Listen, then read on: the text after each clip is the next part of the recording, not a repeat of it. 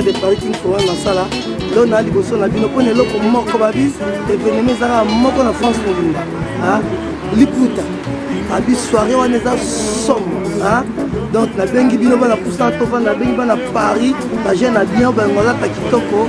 Ko ba lingi président parti, ko ba lingi la muka ta poussa bino donc peuple congolais tout bana ya diaspora, bana Angleterre, bana ya Hollande, bana Bruxelles. Boya epelé c'est le 14 mars. La ville de Saint-Georges, la ville soirée Zara Moko. On a Zara, on a Linganga Rosanga Théa. Donc boya epelé. Dans la poste à Bino Boya, ou à Bino King vraiment Masala, les grands fonctionnaires de Paris, Babi, le beau pour la président Fati. Boya epelé tout ça là.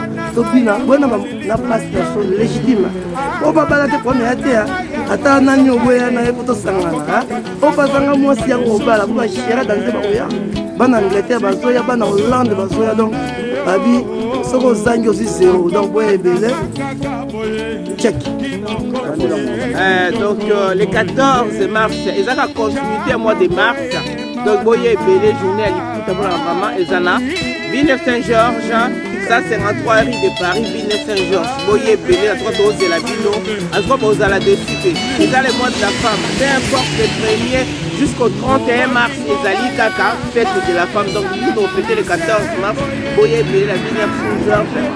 153 rue de Paris, Raimona Ozala, ML, la femme d'État Ozala, wana, donc Bino Bozanga, Boya, na président Nabiso, et dit hommage à Zanakata staff, donc on va soutenir les lions de la presse, pardon, les Diagnoso, association Nyospo, Zadoza, on attaque membre MPF, donc mouvement pour la de la femme, on va voir la présidente, en même temps, journaliste, en même temps, MPF, donc Boza, Basta, c'est la mise en place pour là, à quoi Bozanga, voilà donc Jérémy qu'on appelle à Côte Masolango, journée de la femme, il est tiré à la journée de la femme. Le 14 mars, bon manqué et dit nos images na pointe. Villeneuve Saint-Georges, dans la ville Villeneuve Saint-Georges, 153 rue de Paris. Journée de la femme héroïne, à Nenga Moukete.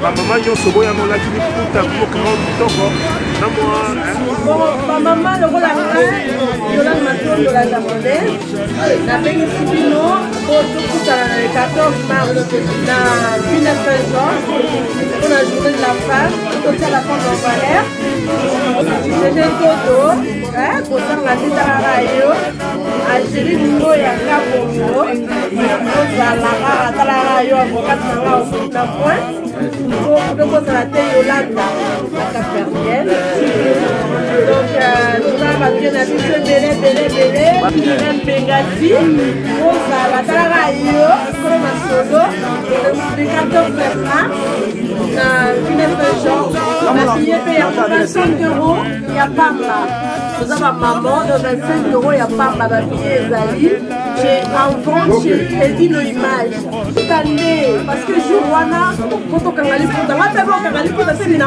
kangali puta donc jour wana pour la maman puta pour ça la kitoko donc représenter journée à moi et à maman il y a jeune fille il y a pas quoi voilà le 14 mars tous à la Villeneuve Saint-Georges à celui où on a carré tu es déjà tout ce gars en tête tous à la c'était ce moment soirée vous allez en tout cas invité ma masse salanga tous à la en tout cas on est là soirée à famille maman tout à la maman tous à la masse salanga tout masse salanga la tino délai tous à la tous c'était là binda basse Roberto Carlos dans le mini dolo Gourmand il y a les pires pas aller à tous à la tout tout on lève la musique à tout bouge tous à la mise tout kuna tout ce qui est là musique ensemble tout yo kaliso suba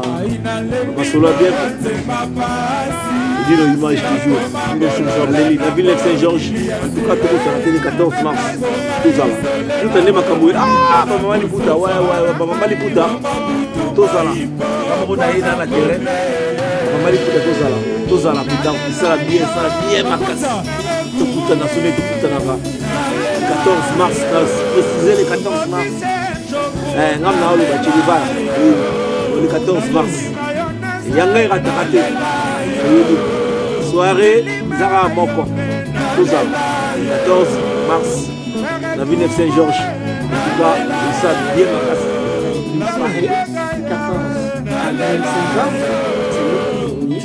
Vous aurez des surprises même. Venez nombreuses à 153 rue de Paris, à la ville de Saint-Georges. Je suis centrafricaine, donc j'invite toutes femmes centrafricaines, et même avec leur mari. Ils sont africaines, donc ici nous sommes là, donc ça je vais y aller.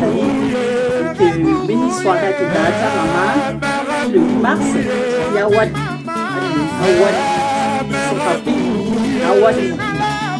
Donc là, le 14 mars, la ville de Saint-Georges, adresse 153 de Paris, 92 94 190, adresse Nida.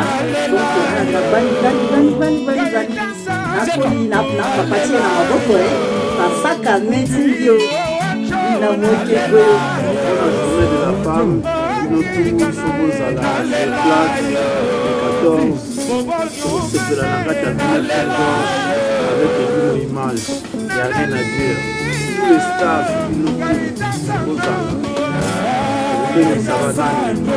amis personnels, tout, il y a à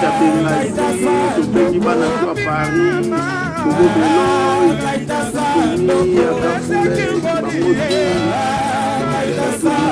la journée de la femme, c'est là international. Donc, il dit nos images, tout le monde va dans sa vie.